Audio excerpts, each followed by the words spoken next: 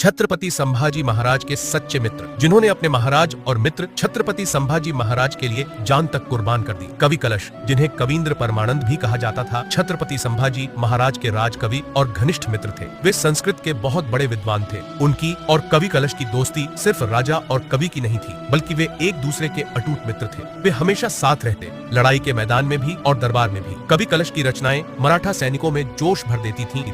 मुगलों ने एक साजिश के तहत संभाजी महाराज और कवि कलश को पकड़ लिया। उन्हें औरंगजेब के दरबार में पेश किया गया, जहां उन पर इस्लाम धर्म अपनाने का दबाव डाला गया, लेकिन दोनों ने साफ मना कर दिया। इसके बाद मुगलों ने उन्हें कई दिनों तक भयानक यातनाएं दी। उनके शरीर पर लोहे के गर्म सरिये दागे गए, उनकी आंखों में गर्म तेल डाला गया, लेकिन वे अड़िग रहे। उन्होंने हर यातना को सहन किया, लेकिन अपने धर्म, स्वराज्य और सम्मान से समझौता नहीं किया। मुगलों ने पहले कवि कलश और फिर संभाजी महाराज को निर्मम तरीके से मार डाला। उनकी शहादत सिर्फ मराठा इतिहास ही नहीं, बल्कि भारतीय इतिहास में भी याद रखा जाएगा। जय भवानी। कवि कलश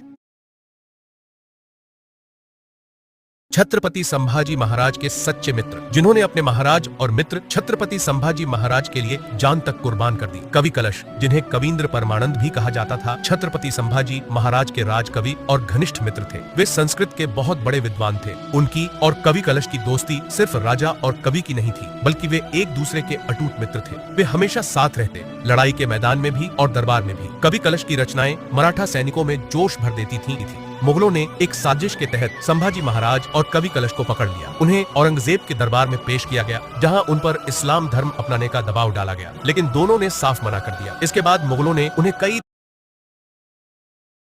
दिनों तक भयानक यातनाएं दी। उनके शरीर पर लोहे के गर्म सरिये दागे गए, उनकी आंखों में गर्म तेल डाला गया, लेकिन वे अड़िग रहे। उन्होंने हर यातना को सहन किया, लेकिन अपने धर्म, स्वराज्य और सम्मान से समझौता नहीं किया। मुगलों ने पहले कवि कलश और फिर संभाजी महाराज को निर्मम तरीके से मार डाला। उनकी शहादत सिर्फ मराठा इतिहास ही नहीं, बल्कि भारतीय इतिहास में भी याद रखा जाएगा। जय भवानी।